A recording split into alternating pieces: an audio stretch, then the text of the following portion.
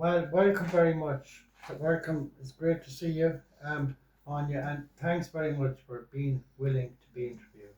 And have the courage. We would say that here anyway, the courage to be interviewed.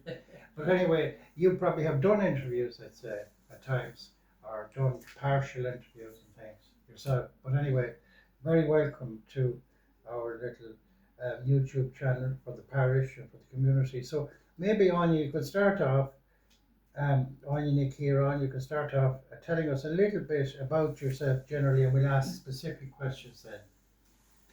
Well, indeed, it's good to be here, Father John, and it's unusual to be the other side of the table. I usually would be asking the questions. You would. Yes. My name, as you say, is Áine Chiaráin. I'm married to Seamus O'Hara, who is originally from the parish of Killasser, from the townland of Coolagrain.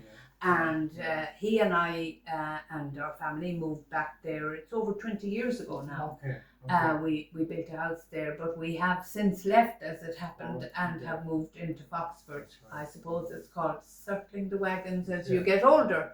But anyway, it has been a joy to be around these parts and to get to know so many people.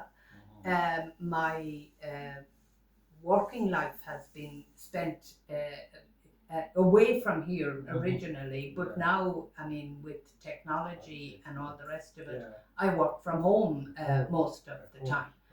I am the second youngest of a family of, my mother and father had 7 children, but one of those died as a baby, and I'm second youngest of the 6 who survived. It was a great visiting house when I was a child, and the neighbours all came in to play cards and tell stories, and I suppose that's where my storytelling came from, because that's what journalism is at the end of the day.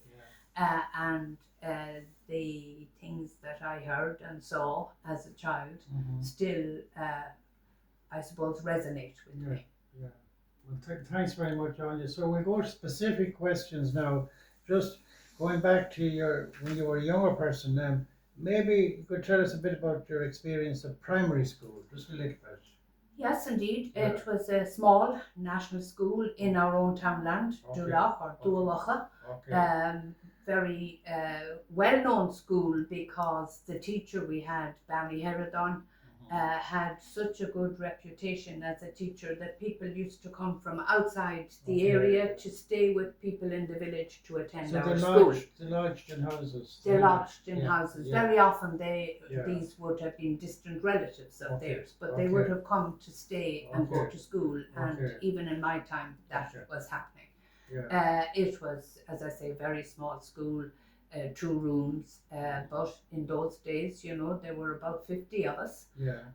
My father says that when he was a child, from his part of the townland alone, there were 50 children going, so the numbers have dwindled.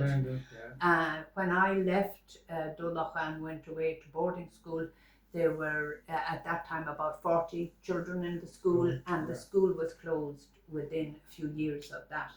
The parents went on strike for 6 months, led by my mother and a few other mothers, and but didn't succeed, and the children were being transported from there on to Gisal or Grisoila.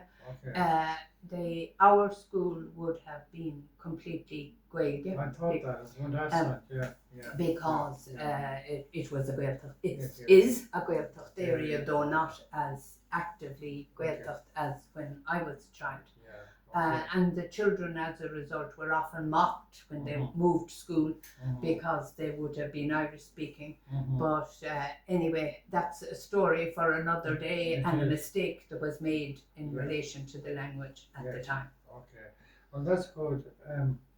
Áine, and we're going to move on now to, maybe you were talking about secondary school and boarding, so maybe you'd say a bit about that to us. Yeah, in those Yeah. days, I'm sure you probably remember, Father John, you did a scholarship exam in yeah. 6th class. Yeah.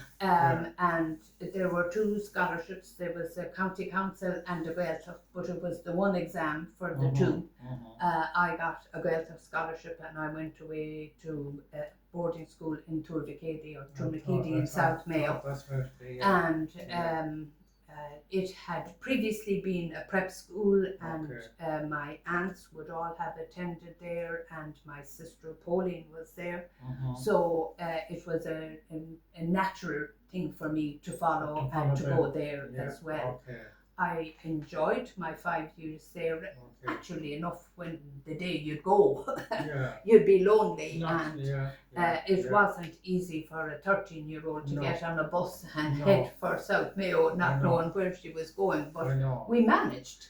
And you know, there was great camaraderie at school, and now it was a rigid discipline, you know, and but to be honest, not so that you'd be very unhappy about it. It just had rules and you followed them, and that was it. And was everything in Irish? Was everything? It was an all-Irish school. People came from all over the country to go to it. Now that again was because previously, when it was a prep college, they came from all over the country. So I'd say it was the same families still sending people. So a prep college was preparing people for certain careers, was it? It prepared them for primary school teaching, really. Mainly. Now, some people decided when they did their leaving cert to go on to university instead, but it was really to feed into the training colleges. It was set up by, I think, around 1930. In order to help with preparation for teacher training, but also to ensure that the Irish language would have been to the forefront of the training. Yeah, because somebody leaving that school would have a great grasp of Irish. Yes, absolutely. So that was a big help in training college. Oh, absolutely. Teaching, you know. Yeah, of course, a lot of teachers that I came across over my lifetime, they all had a big interest in the Irish language. All had it, I'd say, without exception there. Especially when I was a younger fellow, you know, when I was in primary school myself, we'd say. Yes, unfortunately, I think in recent years that has changed completely. It has. And teachers themselves will now say that they don't feel proficient in the teaching of the language, which I think is very sad. It is sad, of course. One of the big things I think about a language is to try and get a love for the language in the pupils. Yes, and I think if the teacher loves it, the pupils will love it. Well, it will be communicated to them. That will be communicated in a big way to the pupils, and then they will come to love it as well. And that's, that's definitely true. So it is. So then after you left secondary school and did the leaving cert and everything, you obviously, went into a career and you did different things, I think, or whatever. I did, indeed, My early working life was in the civil service.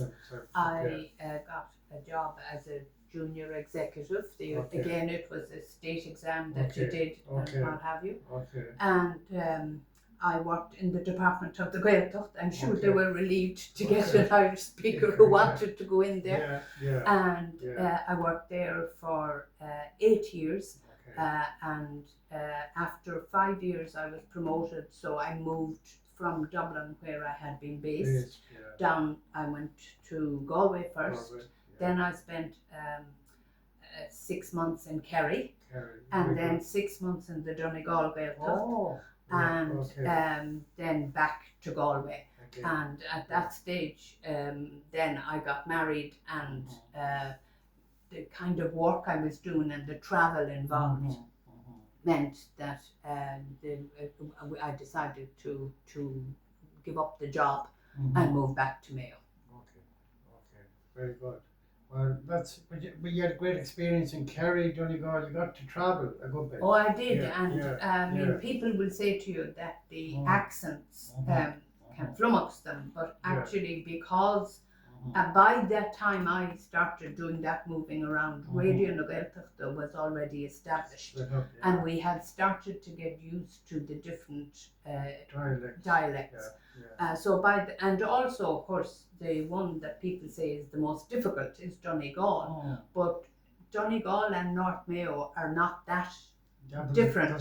So I didn't have any difficulty with the accent in any of them. Of the dialects. And now you have a proficiency in all of them, really. Well, I would say I would certainly have no difficulty understanding. You know what they were saying. Definitely you know what they were saying. Well, that's a great experience, really, to travel into those areas and got to know people and listened and heard the dialects and all that. And of course, the work was very diverse. We had we inspected for grant aid for drains, piers, farm buildings, Irish colleges.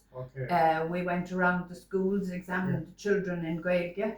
So it was very diverse. Very diverse. So with all kinds of do people. everything and anything. And sometimes there was huge suspicion when this young one appeared, and they thought I was from the dole office. And there'd be people avoiding me. They were secretive, just in case. They weren't going to chance that and say too much. They would be avoiding me. Oh, they would. But you can understand just where they were coming from, you know. But so that was the civil service experience, and then you moved on to another. I did indeed, yes. I got married at that stage, and as I say, we moved back to Mayo. I had a shop for a while, Ballina, a craft shop. And then when I gave up on that, which wasn't making a lot of money, I worked with my husband, who had a business at the time. And then I started doing little bits of local news for Radio na Gaeltachta while I was doing that. And I got involved in local politics actually as well, and stood for Údarás na Gaeltachta elections for Fine Gael. So that was a huge learning curve, I can assure you. I had no experience of that kind because as a civil servant you had no truck with politics at all. None at all, no. So fortunately my husband was well used to it because his father had been a politician and was a county councillor for many years and a TD, Tommy O'Hara. So that meant that Seamus had more experience of running campaigns than I had. And you know, in later life, what I learned on those campaigns was very, very useful to me as a journalist, which I went into later. It stood by you. It stood by me, It and then we moved to London for a few years. And while there, I would do little snippets into programs as well. And when I came back with the children, Seamus was still working in England, and I moved back to Dublin, and he was commuting at weekends. So at that stage, a job came up in RTE, and a friend of mine suggested that I apply for it, and I did and got it. And that was the beginning of a proper journalistic career. I think we'll leave that now because this is part one, and we'll take it up. You're in London and you've got your job in RTE. We'll take a pause there and we'll start for part two in a minute. Thanks very much. Thanks.